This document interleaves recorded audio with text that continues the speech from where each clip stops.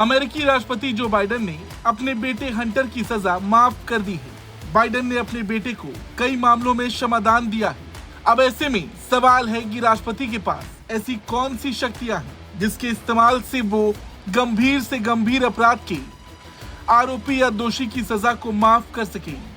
तो आपको बता दें, अमेरिकी संविधान के आर्टिकल 2 के क्लोज 2 के तहत राष्ट्रपति के पास किसी भी अपराध में दोषी ठहराए गए किसी भी शख्स की सजा माफ करने या उसकी सजा कम करने की शक्ति होती है। ये शक्ति उन्हें विशेष मामलों में माफी या रियायत देने की अनुमति देती है।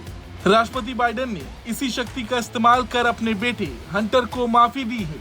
दरअसल संविधान का ये प्रावधान राष्ट्रपति को न्यायपालिका की स्वतंत्रता के साथ संतुलन बनाने में मदद करता है। मसलन अगर किसी व्यक्ति को संघीय अदालत द्वारा दोषी ठहराया जाता है तो राष्ट्रपति उनकी सजा को कम या माफ कर सकते हैं और यही शक्ति राष्ट्रपति को न्यायालय की गलतियों को सुधारने और दया दिखाने का मौका देती है।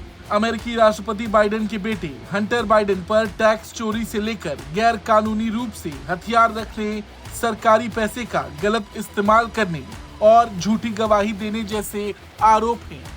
इससे पहले डेलावेयर की कोर्ट में हंटर ने टैक्स चोरी और गैर कानूनी रूप से बंदूक रखने की बात स्वीकार कर ली थी। आरोप है कि हंटर बाइडेन ने जानबूझकर आयकर का भुगतान नहीं किया था। वो 2017 और 18 में $15 लाख से अधिक का टैक्स रिटर्न समय पर दाखिल नहीं कर पाए थे। इन 2 सालों में उनकी कमाई पर लगभग $1 लाख से अधिक का बकाया है। हंटर बाइडेन पर गैर कानूनी रूप से हथियार रखने का भी आरोप है। ये वो समय था जब वो ड्रग्स के आदी थे। हंटर बाइडेन लॉबिस्ट, वकील और विदेशी कंपनियों के लिए कंसल्टिंग का काम करते हैं। वो इन्वेस्टमेंट बैंकर और आर्टिस्ट हैं। लेकिन इस बीच जो सबसे बड़ा सवाल लोगों के मन में है, क्या अमेरिका के नवनिर्वाचित राष्ट्रपति ट्रंप बाइडेन के फैसले को पलट सकते हैं? इसका जवाब है नहीं। कोई भी नया राष्ट्रपति पिछले राष्ट्रपति के आधिकारिक आदेश को रद्द नहीं कर सकता। संविधान में इसकी मंजूरी नहीं दी गई है।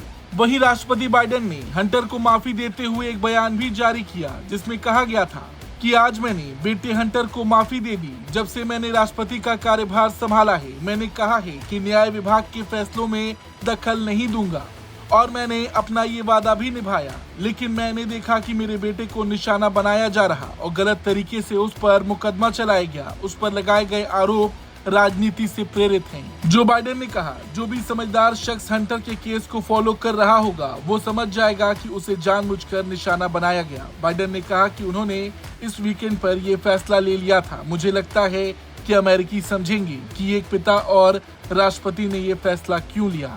जो बाइडेन के इस फैसले पर आपका क्या कुछ कहना है, कमेंट करके जरूर बताएं।